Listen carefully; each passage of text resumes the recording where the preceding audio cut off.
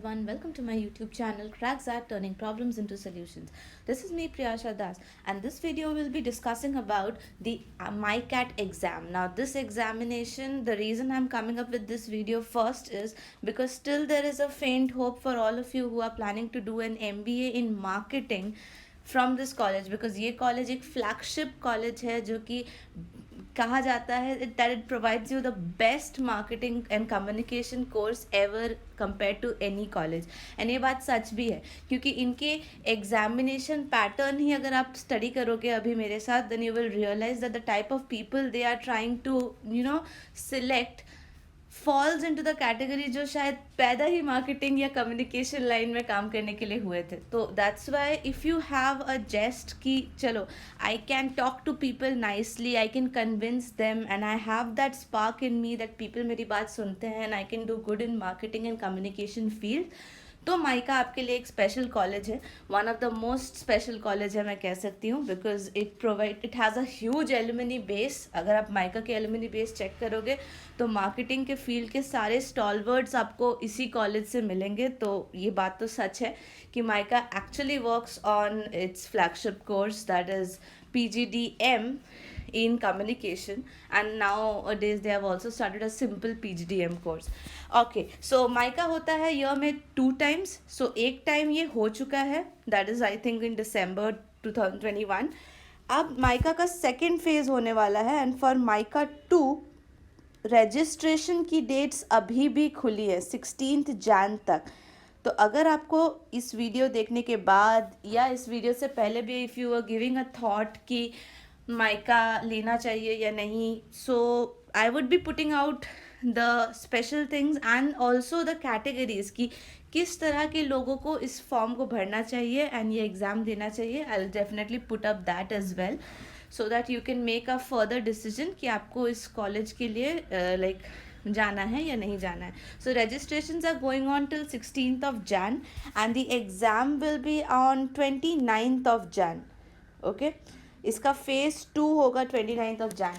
ये भी वैसा है that whatever phase you give 1 or 2, जो भी बेस्ट होगा they will consider that. And अगर आप एक भी दे रहे हो तो it's okay for them.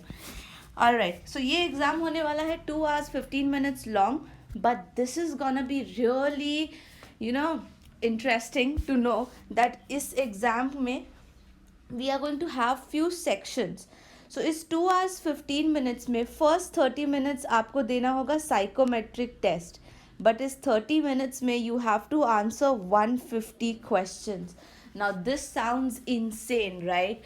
But psychometric test का यही काम होता है that under pressure आप क्या select करते हो. अब psychometric questions में we have 2 kinds of categories, like the answers are given in 2 kind of categories. The first category is where the options are agree, totally agree, somewhat agree, neither agree nor disagree, strongly disagree.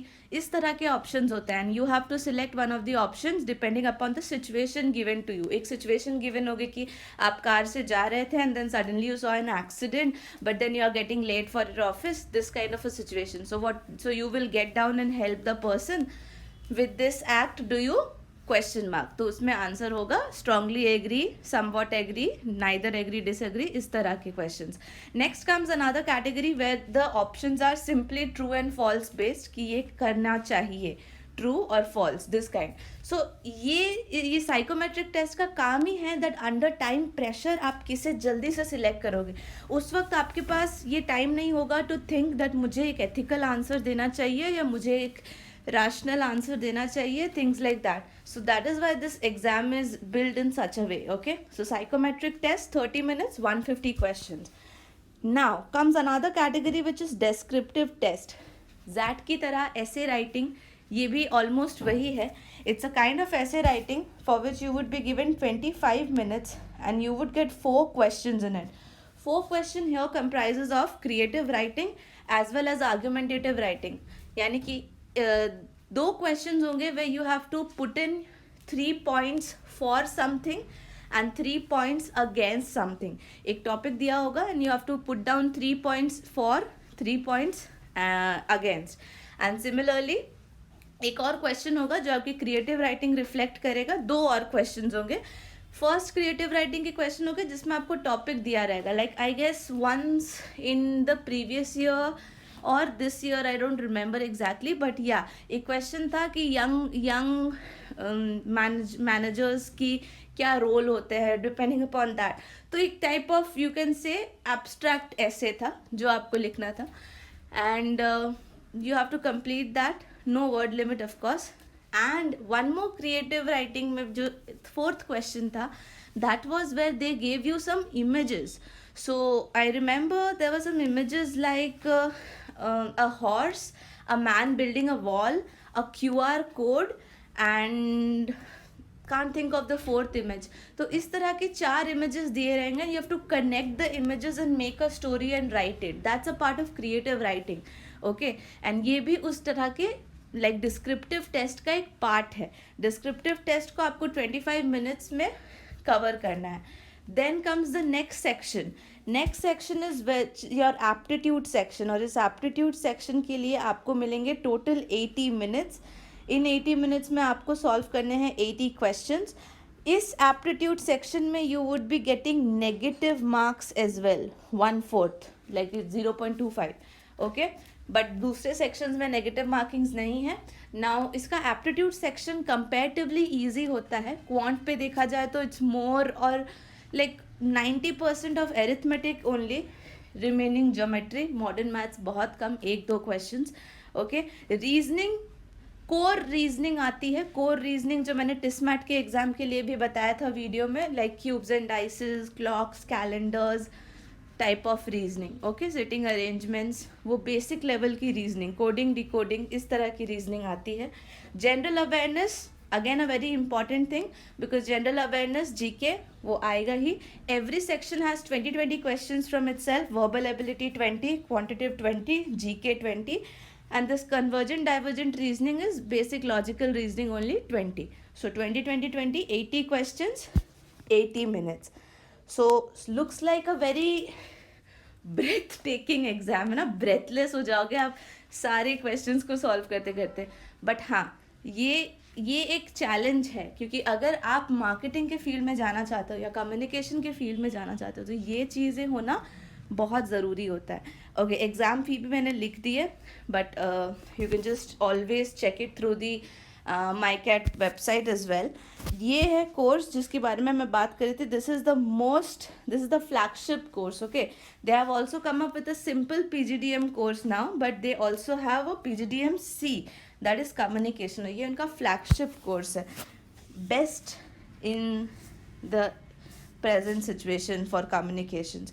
Okay, so the seats are like here I have just mentioned the seats also कि कितने seats available हैं, and उनकी exam website और help desk number भी मैंने दे दिया है, so that in case you people need to check your details from there, you can check it from there as well. apply करना है तो भी आप वहाँ जाकर apply कर सकते हो.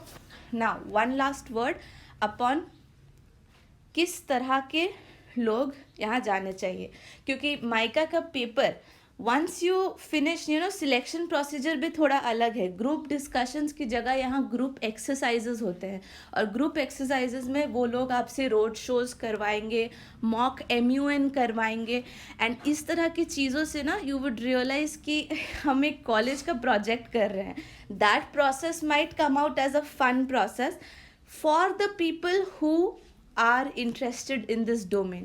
क्योंकि अगर let me say that you are interested in finance, okay, you are interested in finance and आपको नहीं लगता कि मुझे इतना घुलना मिलना चाहिए या मुझे इतना socialize करना चाहिए, या तो हो सकता है you might start feeling weird in that situation even if you are qualifying the test.